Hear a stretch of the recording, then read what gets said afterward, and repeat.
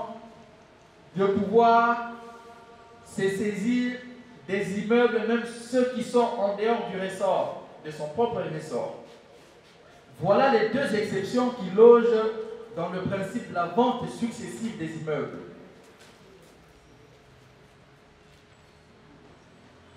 Eh bien, après avoir analysé les questions des compétences du juge, nous venions également d'analyser les questions des compétences du notaire. Sur le plan territorial, les règles applicables devant le juge sont également applicables devant les notaires, compétences territoriales.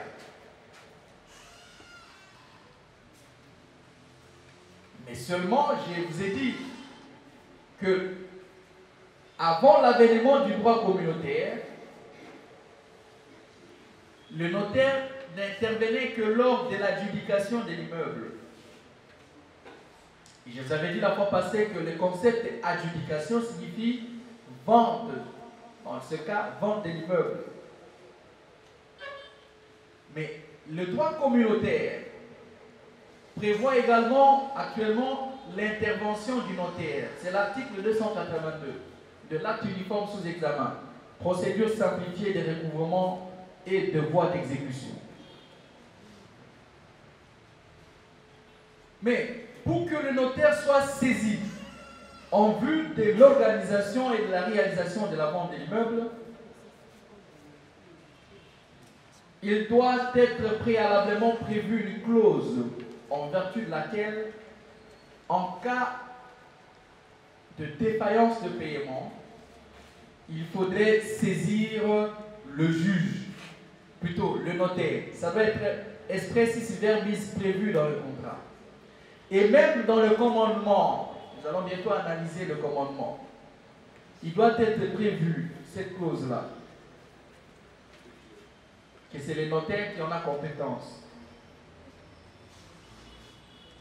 Même la Corse et la nouvelle loi de 2016, de juillet 2016, qui réglemente l'exercice du notaire, prévoit que pas fait de droit, mais qui est là, nommé. Voilà un peu ce qu'on peut dire sur les immobilières étaient régies par l'ordonnance du 16 juillet 1886. Et actuellement, comme le droit communautaire s'impose à partir des articles 246 jusqu'à 338. Et c'est ça l'affaire des routes en saisie attribution de l'immeuble hypothéqué. Saisie attribution de l'immeuble hypothéqué. Mais en tout cas, moi j'étais surpris. J'ai dit, mais où trouve-t-il le fondement d'une pareille action? Saisie, attribution immédiate de l'immeuble hypothéqué. Ici, nous avons une exécution. La réponse est non, parce que l'article 113 de la loi organique, qui nous régente aujourd'hui en matière d'organisation et compétences judiciaires, prévoit que c'est des tribunaux de grande instance. Le deuxième problème, une situation, on puisse bien se rendre compte des défaillances.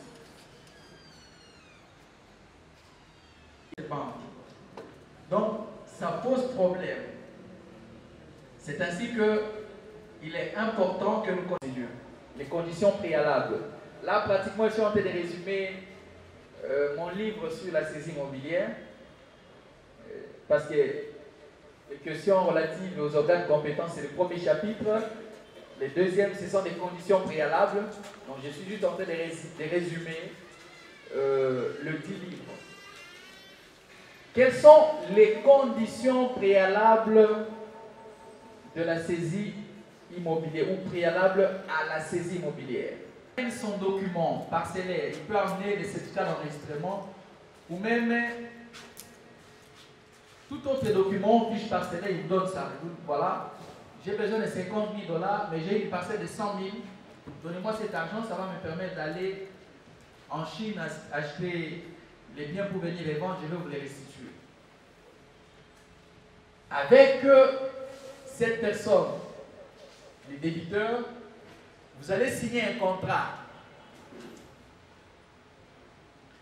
Dans ce contrat, il y a 3 possibilités.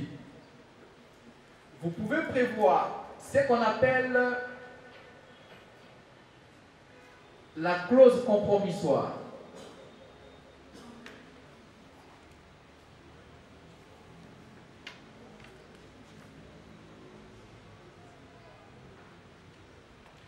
Je voulais plutôt parler du pacte commissoire. Vous pouvez prévoir ce qu'on appelle le pacte commissoire. Excusez-moi, la clause compromissoire, j'ai pensé à autre chose. Donc, le pacte commissoire. Le pacte commissoire, c'est quoi? C'est une clause qui prévoit l'attribution amiable de l'immeuble en cas de défaillance. Attribution amiable de l'immeuble en cas de défaillance du débiteur. Explicite. Quelqu'un qui vient chez vous et vous dit voilà, donnez-moi de l'argent, j'ai ma parcelle, ça peut coûter 100 000 $. C'est surété. Surété. Là, j'insiste, ce n'est pas acte uniforme portant procédure de recouvrement et de voies d'exécution. C'est sur les surétés. Vous prenez carrément ma parcelle. Et c'est légal. Les droits communautaires prévoient ça. Que à l'échéancier, si le débiteur n'arrive pas à payer valablement, vous pouvez vendre ça. D'ailleurs, c'est difficile, ces clauses-là. C'est parfois rare, à moins qu'une personne soit dans l'extrême nécessité. Mais du moins, ce n'est toujours pas aisé de pouvoir signer des pareilles clauses, mais ça arrive quand même, surtout devant les banques, quand quelqu'un voit réellement. Et vente forcée de l'immeuble. Donc la saisie sous-entend toujours la vente forcée de l'immeuble. Parce que si vous limitez à la saisie, dès lors que vous avez fait la publicité de votre commandement, la saisie est parfaite. Nous allons bientôt voir ça. Tout de suite là. Alors, je disais que si vous n'avez pas prévu les 2 clauses préalablement énumérées, des conditions relatives à la créance, naturellement, vous devez avoir un titre exécutoire. Donc, il n'y a plus d'incertitude.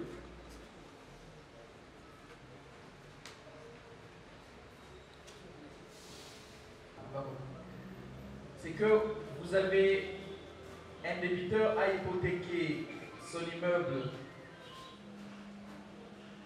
Mais avant même que les...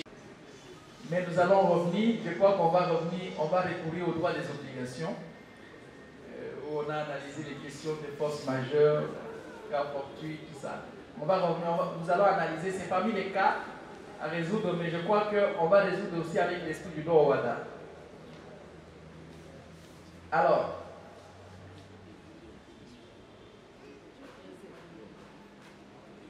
conditions relatives au sujet de la saisie et des biens à saisir. Qui est le sujet actif, privilège spécial ou non? Tout créancier a le pouvoir de procéder à la saisie immobilière.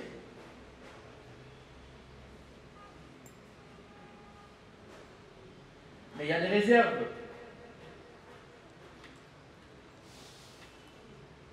La première réserve, c'est que si vous êtes créancier chirographaire, les créanciers chirographaires, j'aime toujours rappeler, c'est celui qui n'a aucune garantie. C'est celui qui n'a ni gage, ni hypothèque, n'a aucune garantie. Alors, vous êtes créancier chirographaire. Votre créance est de l'ordre de 50 000 $. Et que l'immeuble, d'après l'expert immobilier, a une valeur vénale de 60 000. avez-vous le pouvoir de procéder à la saisie immobilière? À ce niveau-là, il y a une réserve. La première réserve, c'est que si les sommes objets de la créance sont inférieures à la valeur vénale de l'immeuble, le créancier chirographaire ne peut pas initier la procédure. Ou il peut l'initier, mais ça ne va pas prospérer. Donc il faudrait que la créance soit au-dessus ou au-delà de la valeur vénale de l'immeuble lorsque vous êtes créancier chirographaire.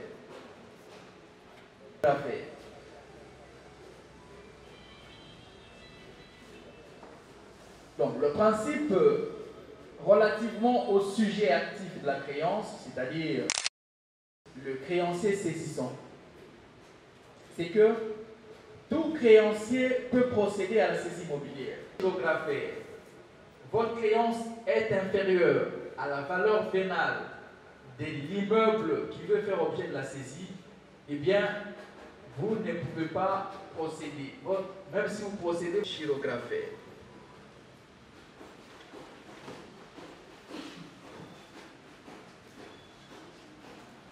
Il peut initier les discussions, il peut commencer à vous promettre aussi. Non, voilà, j'ai loué seul cette parcelle-là, comme lui, mon bailleur, sur la créance.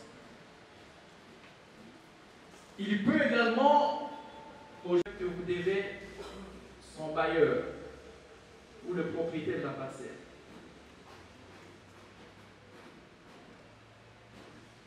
Il a aussi les conditions, non seulement quant au sujet de saisie, mais aussi quant au tiers saisi. Ce bien peut être saisi non seulement entre les mains du débiteur principal, mais aussi entre les mains du tiers, c'est-à-dire de celui qui en jouit. De la loi numéro 73, barre 021 du 20 juillet 1973 portant régime général des biens, décrit un peu. Tout ça peut faire partie. Je vais peut-être lire concession perpétuelle. Les immeubles par incorporation et par destination. Nous avons les concessions perpétuelles, l'amphithéose, les immeubles étendus sur une superficie sur lesquels également il y a l'usufruit et l'accessoire même de ces immeubles. Nous avons également des concessions minières. Les concessions minières peuvent également faire l'objet, lorsque c'est hors commerce et juridique, et même les concessions des chemins de fer. Il y a des particuliers qui ont des chemins de fer. On peut également, ça peut faire objet de saisie immobilière parce que ça peut faire objet de sûreté.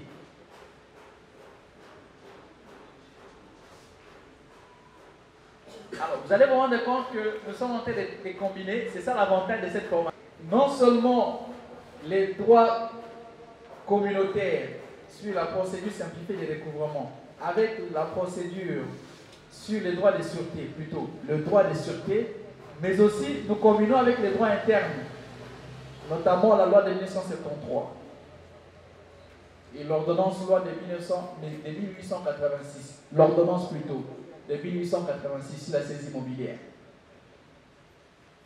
Et c'est ça l'avantage parce que si un Camerounais, un Burkinabé vient arriver à nous enseigner ses cours, il va se limiter uniquement sur les droits communautaires.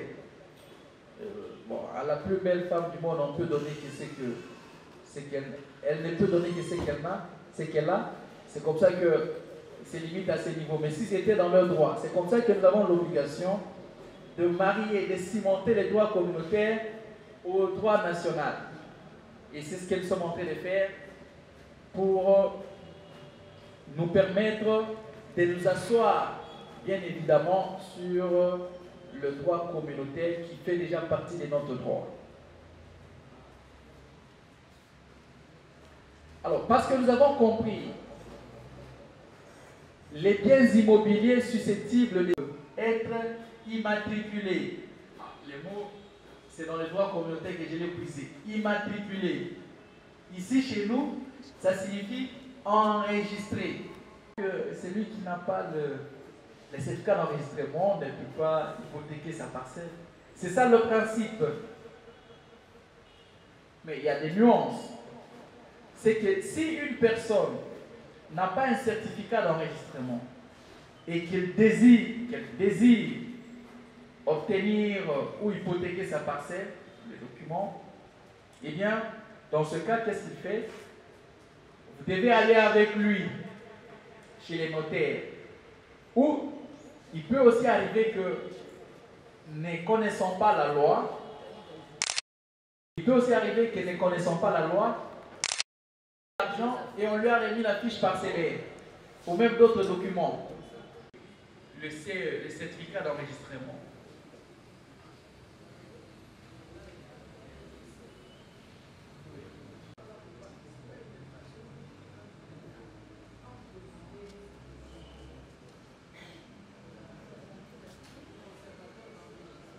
Le président devra prendre soin de vérifier le contrat qu'on lui amène parce que c'est sur base de ce contrat-là qu'il est saisi. Donc on annexe une requête sollicitant l'autorisation d'obtenir un certificat d'enregistrement et il devra vérifier naturellement, il devra même appeler les deux parties, chercher à vérifier. Et même le conservateur qui doit délivrer le certificat d'enregistrement, avant de le faire, il a ses services qui ont obligation de vérifier.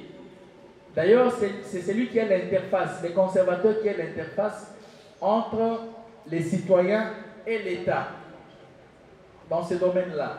Donc, il est censé connaître les immeubles de l'État et même s'il y a autorisation du président, le conservateur, après observation, constate que cet immeuble-là appartient à l'État, il peut envoyer une note au président pour lui dire, voilà, après vérification, je constate que l'immeuble en question, c'était l'immeuble de l'État. Parce que le président n'est pas censé connaître tous les immeubles de l'État. Mais il est devant le fait qu'on lui présente. Il peut autoriser, mais le conservateur est censé connaître tous les biens de l'État.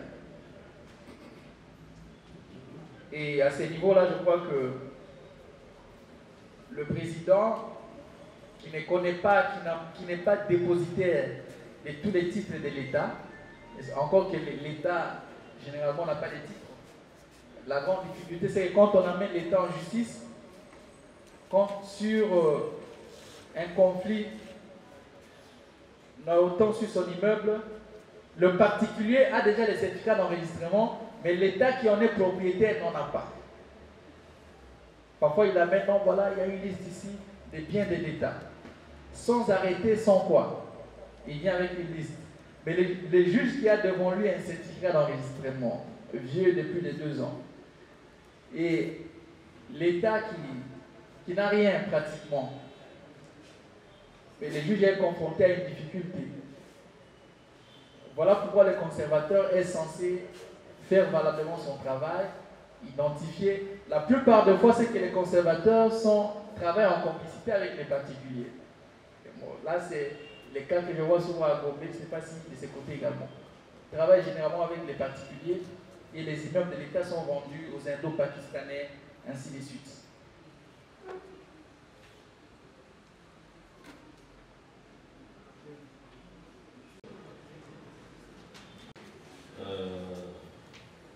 Il a été dit par rapport au droit de préemption dont bénéficient les locataires. Maintenant, ma question, c'est de savoir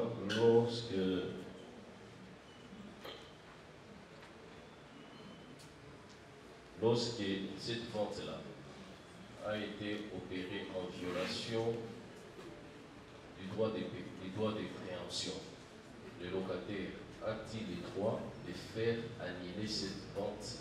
Si oui, dans quelles conditions? la question c'est de savoir lorsqu'on n'a pas respecté les droits de préemption, quelle est la conséquence? Le législateur communautaire a utilisé le verbe pouvoir, peut. Donc c'est une possibilité. Mais nous savons tout de même que parmi les principes que nous avons vus, à partir des articles 28 jusqu'à l'article 53, que le tiers ne peut pas faire obstacle à la vente. Donc, si nous combinons ce principe-là, par rapport au verbe pouvoir qui est utilisé, c'est que si on arrivait à enfreindre ce principe-là, il n'y a pas de conséquences. Parce que s'il assigne en dommage, là, il fait obstacle à la vente. Parce que le principe, c'est que le tiers ne peut pas faire obstacle à la vente. Et ce principe-là, c'est un impératif catégorique. Alors, mais dans les privilèges qui est donné au tiers, ce sont des possibilités. Il peut ou ne pas avoir de l'argent pour venir. Il peut ou ne pas avoir besoin de discuter avec, parce que c'est le droit de discussion. Il peut aussi s'abstenir. On ne va pas se dire non, mais on n'a pas discuté, donc on a mis non. C'est une possibilité. Dans le cas où le juge est saisi, mais le juge devra se rendre compte que c'est une possibilité et que cela ne peut pas faire un obstacle. Et le juge va se baser sur le principe vu, je crois, à l'article 31, c'est que le tiers ne peut pas faire obstacle à la procédure initiée en matière d'exécution. Fiscale. Supposez que la mission fiscale va faire des recouvrements, des exécutions en matière immobilière, peut-être même en d'autres matières. Est-ce que le juge qui statue dessus va se conformer au droit OANA ou bien va se conformer au droit supranational? Est-ce qu'il y a... Quand tu veux faire la saisie immobilière? Oui, c'est-à-dire en matière fiscale. Ils sont allés devant le juge en matière fiscale, l'état du contentieux est passé, ils arrivent devant la juridiction. Je sais qu'ils sont en matière fiscale, mais on doit opérer des saisies en matière immobilière. Est-ce que ce sera le droit OANA qui va s'appliquer ou bien on va appliquer le droit supranational? Est-ce que vous aussi établissez une différence aussi en cette matière? Comprise. Nous avons lu la fois passée les matières régentées par le droit OANA à l'article 2. Le droit fiscal, je crois, n'est pas cité. Oui, c'est pas cité. Mais il s'avère que lorsque le fiscaliste, c'est-à-dire ceux qui veulent appliquer le droit fiscal, après avoir obtenu l'avis, qui est aussi un titre authentique, nous l'avons cité, c'est un titre authentique, d'abord, il ne doit pas venir devant les juges, devant les TGI, mais c'est devant le juge administratif. Parce que nous avons la loi 2016 qui prévoit que toutes les questions en matière de contentieux fiscal sont déférables devant le juge administratif. Mais en attendant, le TGI le fait. Donc, on ne va pas suivre les droits communautaires parce que l'article 2, qui est notre code de conduite, ne répertorie pas le droit fiscal parmi les matières. J'ai dit, je vous remercie. Des tiers, lorsque les locataires, donc, vous avez dit que les locataires paient désintéresser les créanciers. Alors, au cas où les locataires désintéressent les créanciers, il a maintenant quel droit sur la propriété? C'est une question intéressante. Au cas où les locataires désintéressent, première chose, il va falloir qu'on puisse évaluer la valeur vénale de l'immeuble. Et si la valeur est au prorata des sommes versées, eh bien c'est une vente. C'est une vente. Et que si c'est supérieur, il devra maintenant compléter ce qui reste. Parce que c'est la même vente qui serait passée devant le juge, mais cette fois-ci on l'a fait de façon amiable. Maintenant, le juge qui a été saisi ne devra que constater la vente à travers une ordonnance. Constater la vente de l'immeuble qui appartient désormais au tiers saisi qui l'a désintéressé. Merci. Désintéressant les créanciers, parce que les droits, les législateurs du est-ce qu'il a prévu des mécanismes de subrogation par rapport à cette procédure? C'est ce que nous sommes en train d'analyser, ça dépend. Je vais étendre un peu la question. Lorsqu'il s'agit de saisie-attribution, vous remplacez, c'est-à-dire que votre débiteur principal est le créancier du tiers saisi. Mais non, quand vous saisissez ces sommes, eh bien, vous les remplacez. Vous remplacez votre débiteur qui est créancier ailleurs. La même chose, si par exemple, en matière de saisie immobilière, un tiers saisi voudrait désintéresser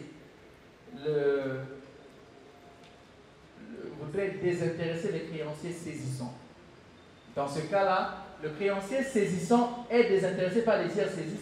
C'est une forme de subrogation. Même si le terme n'est pas utilisé en droit Rwanda. Le terme de subrogation n'est pas utilisé, mais on parle de tiers saisis, de saisie attribution, tout ça. Mais on sent qu'il y a une idée de subrogation dans toutes ces procédures. Concernant l'immeuble, s'il est emporté par de religion et qu'il a été hypothéqué par le débiteur, on n'avait pas donné la réponse.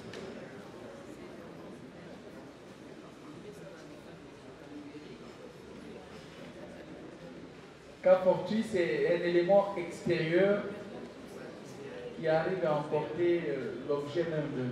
Mais dans ce cas, en cas de cas fortuit, c'est un élément imprévisible. Qu'est-ce qui est prévu par les droits des obligations? Moi, je crois que la réponse, non pour... Alors, demain, nous allons finir avec la saisie. Les brevets seront donnés à ceux qui ont participé au moins 4 fois. Une bonne qualité, ça va vous aider, même dans votre promotion. Autrement aussi. Mais je voudrais ici dire que demain, ce sera vraiment une petite cérémonie à la fin nationale et remettre le brevet et on va se séparer. Mais du moins, on va finir avec le déroulement de la procédure ainsi que les incidents demain. Pour ne pas déborder. Soyons là à 12 heures. S'il vous plaît, merci. Tout le monde, pour ceux qui ont pris part à la formation, à raison de 4 séances au moins, seront déclarés diplômés. Mais ils recevront les papiers des diplômes pour aller mettre au mur, pour graver au mur, pour que les enfants et les petits-enfants voient. Il faut payer $5. Merci.